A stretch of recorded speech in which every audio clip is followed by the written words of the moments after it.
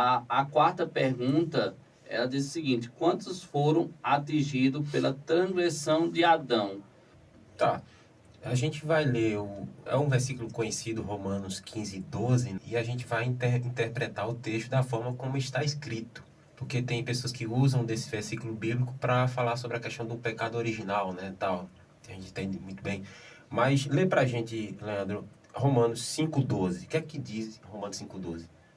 Portanto, assim como por um só homem entrou o pecado no mundo, e pelo pecado a morte, assim também a morte passou a todos os homens, porque todos pecaram. Então, entenda bem, veja só. Aí diz assim: portanto, assim como por um só homem entrou o pecado no mundo, de fato, entrou o pecado no mundo através de um só homem. Adão. Adão não Isso. pecou, o pecado não entrou no mundo? Enfim. Aí ele diz: e o pecado a morte, como a Bíblia diz que o salário do pecado é a morte, né? Porque ele pecou, estava sujeito à morte, porque Deus disse: olha, no dia que deles comer, certamente tu vai morrer. De fato, eles morreram. Espiritualmente falando, eles morreram, né? Uhum. Carnalmente eles não morreram naquele dia, mas mereciam a morte, né? Mas Deus já havia tido um plano, né?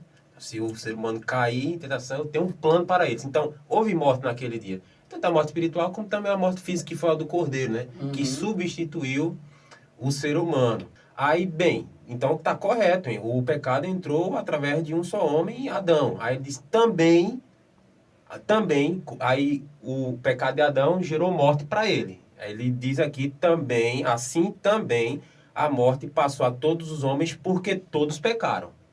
Porque todos pecaram. Então, já que todos pecaram, a condição de todo ser humano era a morte. Não foi por conta do pecado de Adão que agora todos pecam. Não, todos pecam porque são falhos, né? Tem a natureza pecaminosa e muitas vezes a gente deixa levar pelos os prazeres, as satisfações da carne, né?